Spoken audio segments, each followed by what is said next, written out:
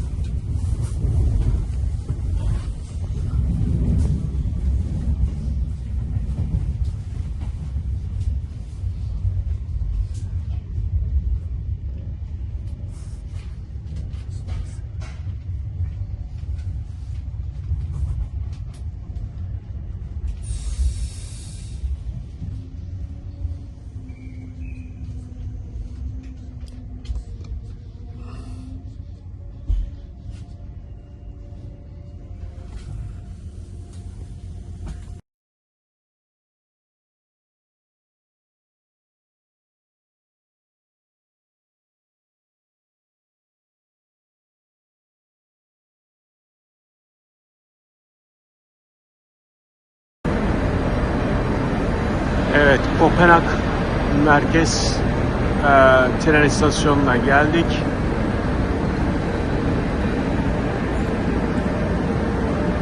Bu istasyonun genel görünümü. Danimarka tren yolları, yani bizim Türkiye'deki TCDD'nin karşılığı bu trenler. Bunlar genelde Danimarka içinde, uluslararası gitmiyorlar. Danimarka'nın her tarafına gidiyorlar. DSB isimleri.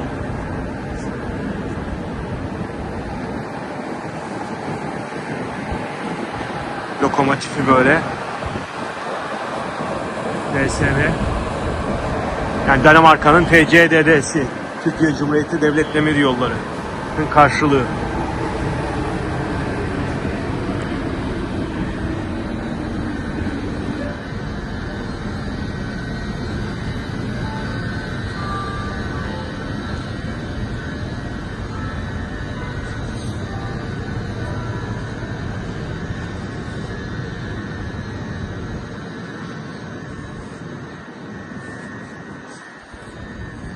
Genel itibariyle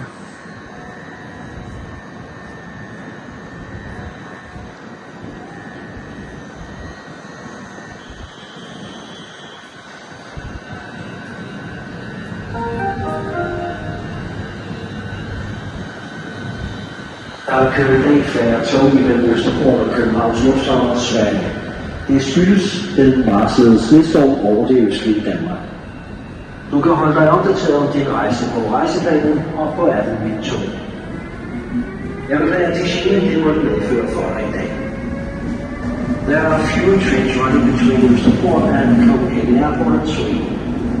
Due to the predicted snowstorm over eastern Denmark, you can stay updated on your travel on journeyplanner.dk or on the app Mit Tog.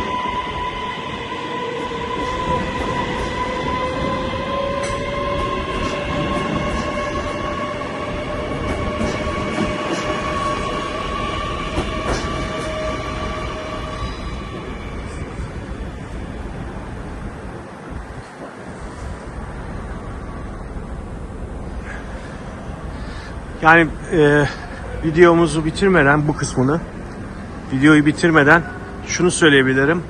Almanya'daki tren istasyonlarına çok benziyor. Almanya'nın da konstrüksiyonu, tren istasyonunun konstrüksiyonu bu şekilde. Tipik bir Avrupa tren istasyonu esasen baktığınız zaman. Ve vagonların her gittiğiniz ülkede ve şehirde, Avrupa şehrinde vagonların şekli, formatı ve rengi değişiyor. Ama genel itibariyle konsept ve sistem aynı. Şimdilik bu kadar. Tekrar görüşmek üzere.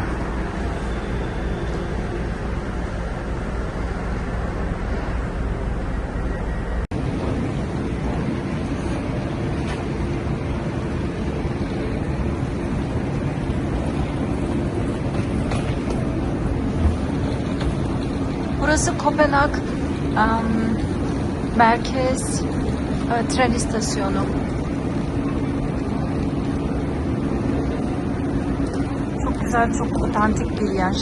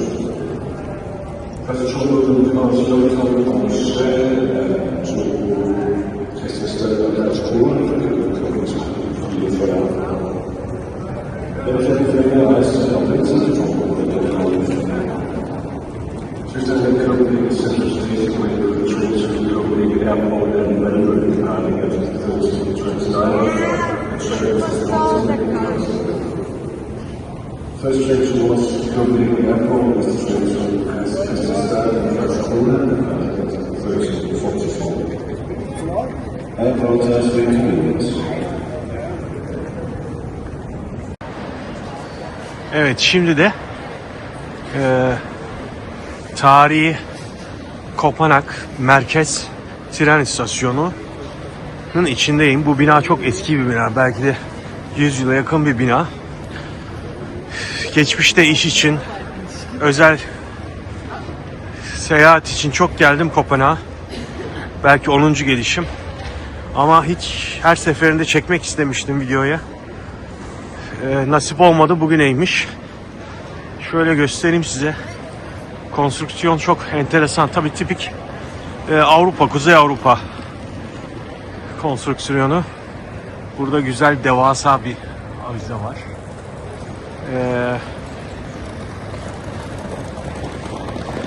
Şöyle geniş şeyli ve burada aynı, ben Almanya'daki şeyler çok benzetiyorum buraları, istasyonu. Özellikle Danimarka, İsveç, Norveç'teki sistem Alman sistemine çok yakın. Mağazalar var, marketler var, kahve alıyorsunuz, croissant alıyorsunuz. İşte 7-Eleven, Amerika'daki 7-Eleven'lar da var burada. Çeşit çeşit mağazalar var. Yani bir nevi hem tren istasyonu hem alışveriş merkezi konseptinde. Buradan da şu kulübelerden de, şuradakilerden de bilet alıyorsunuz. Gişe yok, her şey otomatik.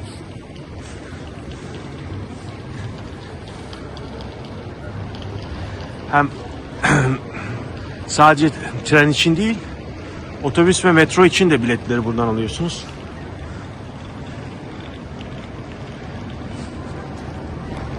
Tarihi güzel bir bina.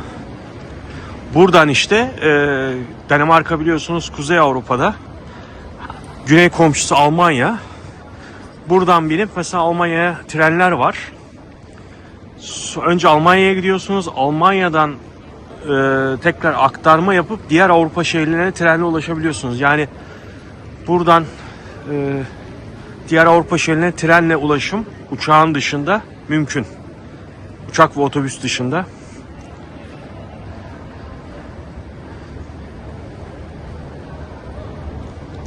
Şöyle.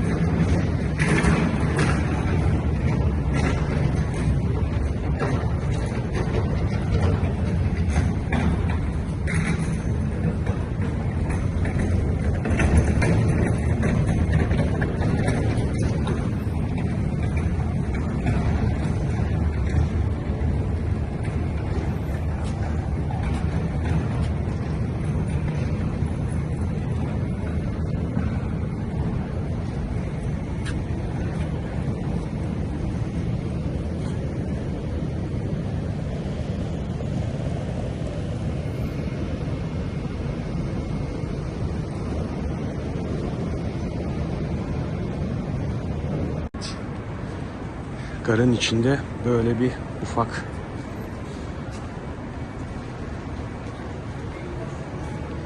market var.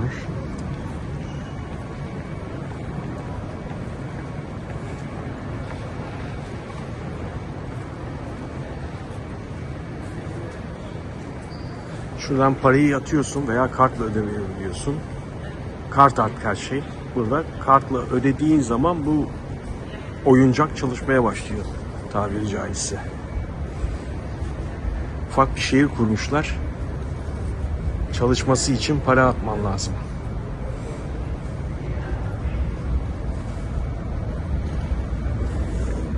Enteresan.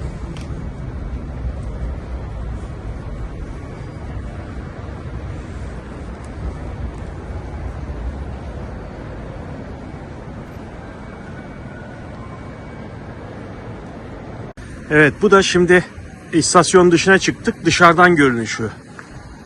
tarihi Kopenhag merkezi istasyonu, tren istasyonunun dışarıdan görünüşü böyle. Bu sarı otobüsler belediye otobüsleri. Maviler elektrikli. Onlarda mazot yok. Sarılar normal. Viking Bus. Bunu MAN üretiyor burada. Bunlar da elektrikli. İnşallah Türkiye'deki belediyeler de bu şekilde en kısa zamanda faydalanırlar. Şöyle şehir merkezine doğru gidiyoruz. Evet, merkeze doğru gidiyoruz.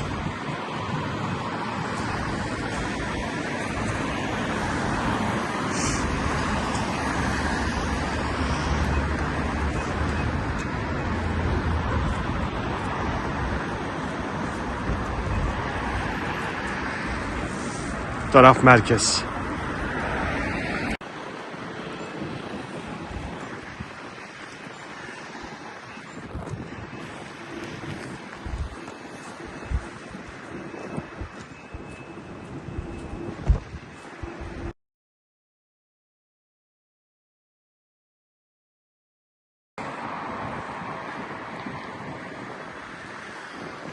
Kopenhag sokaklarında gezmeye devam.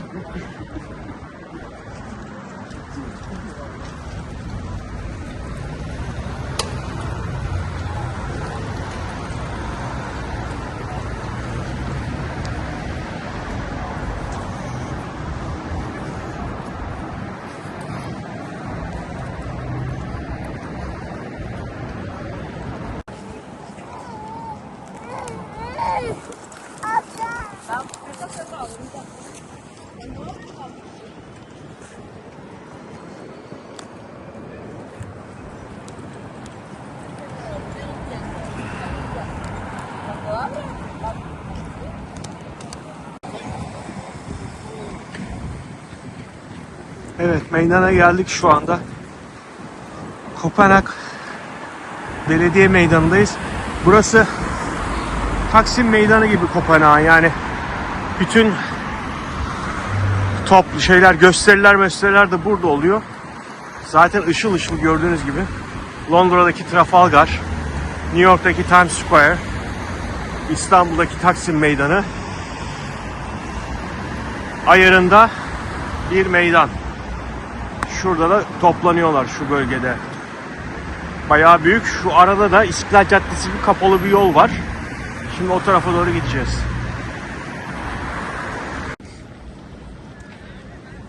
Evet, meydandayız şu anda.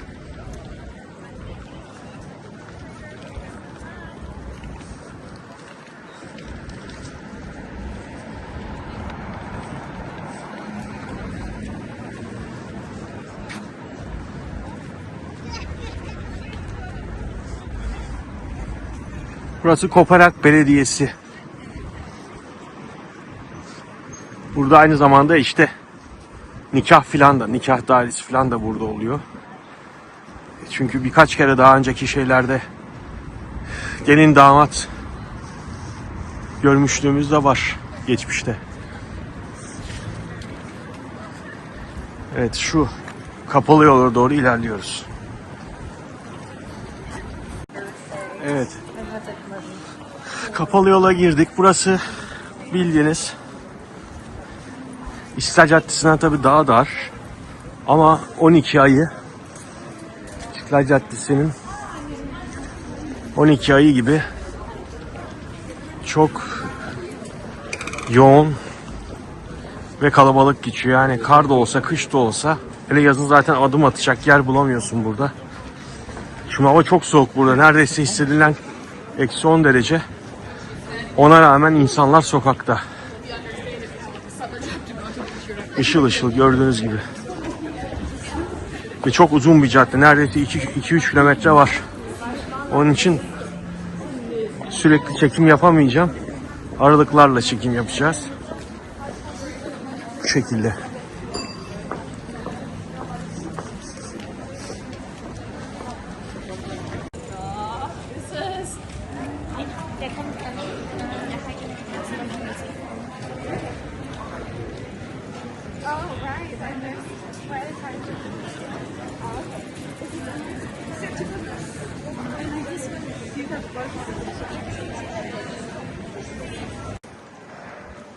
Evet, şimdi yolun ilk bölümünü tamamladık. Burası küçük meydan. Burada genelde Noel öncesi Noel pazarı falan kuruyorlar. Yani ufak bir meydan olduğu için Noel pazarını burada kuruyorlar. Ve tabii Noel öncesi gelirseniz çok hareketli oluyor burası. Özellikle bu bölge. Şu alanda tamamen işte o barakaları Noel pazarı için kuruyorlar. Tabii çeşitli burada Türklerin dışında aşağı yukarı Danimarka'da 100.000 Türk yaşıyor. Danimarka'nın çeşitli şehrinde. Çeşitli şehirlerinde. Tabii en fazla Kopenhag'da yaşıyor. Aşağı yukarı 100.000 Türk'ün herhalde 50-60 bini belki de daha fazlası Kopenhag'dadır. Kopenhag büyük bir şehir. Yani Danimarka'nın hem başkenti hem en büyük şehri. O yüzden her şeyin merkezi, ekonominin, sanatın, ticaretin,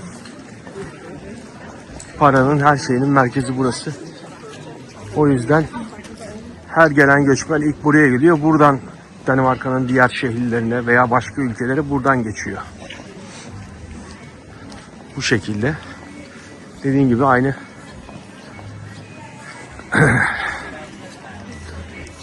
kapalı yol, kapalı mantığı, İstiklal Caddesi mantığı.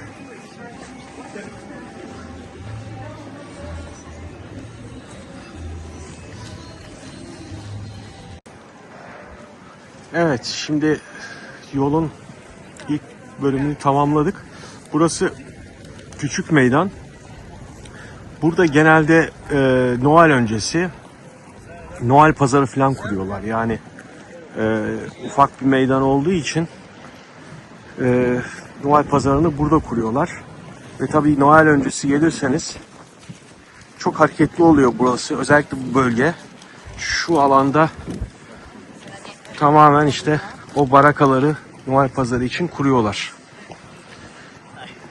Tabii çeşitli burada Türklerin dışında aşağı yukarı Danimarka'da 100.000 Türk yaşıyor. Danimarka'nın çeşitli şehrinde. Çeşitli şehirlerinde. Tabii en fazla Kopenhag'da yaşıyor. Aşağı yukarı 100.000 Türk'ün herhalde 50-60 bini belki de daha fazlası Kopenhag'dadır. Kopenhag büyük bir şehir. Yani Danimarka'nın hem başkenti hem en büyük şehri. O yüzden her şeyin merkezi, ekonominin, sanatın, ticaretin, paranın, her şeyinin merkezi burası. O yüzden her gelen göçmen ilk buraya geliyor. Buradan Danimarka'nın diğer şehirlerine veya başka ülkelere buradan geçiyor. Bu şekilde. Dediğim gibi aynı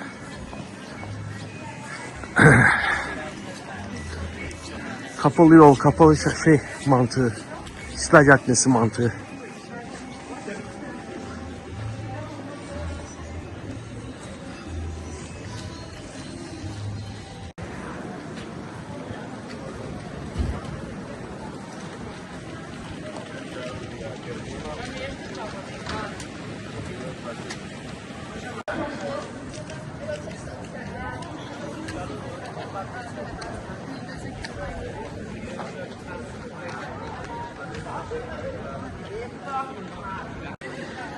Evet, burası da ikinci küçük meydan. Buradaki mağazalar biraz lüks sınıf dediğimiz işte Louis Vuitton, ondan sonra Tiffany gibi markaların olduğu bir kısım. Yani caddenin devamında böyle bir şey var. Burası da çok popüler, özellikle yazın. Burada sokak şarkıcıları mutlaka kenarda köşelerde şey yapar. Canlı performans sergiler. O yüzden burası merkezi bir yer. Zaten buradan artık sonuna doğru geliyoruz yolun. Bu çeşmeden itibaren yol birkaç kanada ayrılıyor. Bir kısım buradan gidiyor, bir kısım şu heykelin arkasından gidiyor, bir kısım şuradan gidiyor, bir kısım da şuradan gidiyor. Bu yani resmi olarak esasen bir bütün olarak şeyin sonu, kapalı yolun, yani Kopenhag İstiklal Caddesi'nin sonu gibi bir şey düşünün. Ama güzel mağazalar var, pahalı mağazalar var.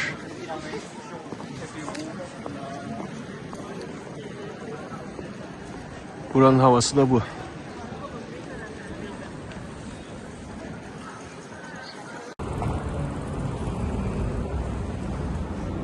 Evet, Kraliyet Operası meydanı. Şu karşımızda gördüğünüzde Kraliyet Operası. Karanlıkta gözükmüyor çok.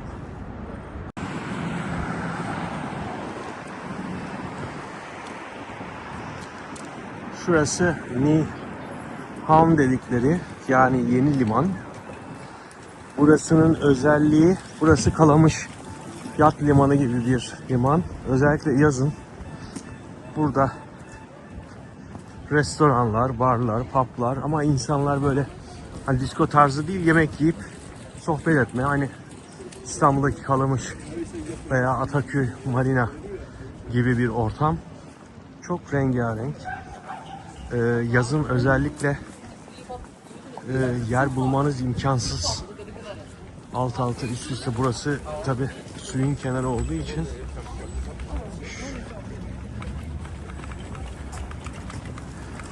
şöyle restoranlar var.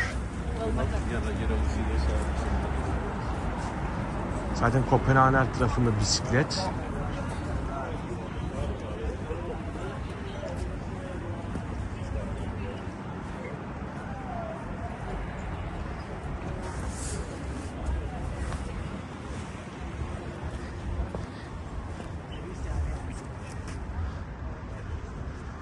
Şöyle bir meydan.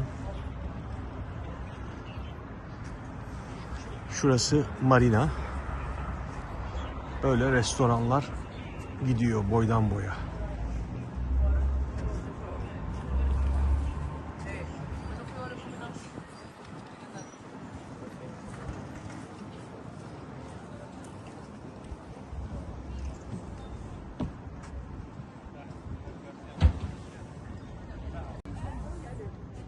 Evet, burası işte bölgenin ismi olan Nyhavn dedikleri Danca'da yeni liman, yani Newport İngilizcesi. Bu restoran ünlü bir restoran. Deniz ürünleri, steak tarzı şeyler var. Böyle restoran zincirleri gidiyor şeye doğru. Gördüğünüz gibi tekneler bağlanmış. Tabii yazın daha fazla tekne var burada.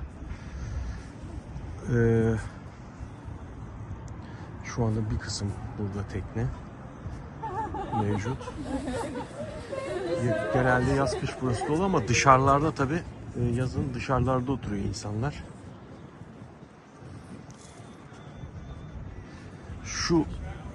Burası tabii suni iç liman, yat limanı için yapılmış bir kanal. Bu kanalın sonu, oraya kadar gitmeyeceğiz. Turumuzun da sonundayız. İşte Baltık Denizi'ne açılıyor. Yani sonuçta bu tekneler Baltık Denizi'ne gidiyorlar. Bağlantısı var. Böyle bir yer işte burası. Yazın cıvıl cıvıl.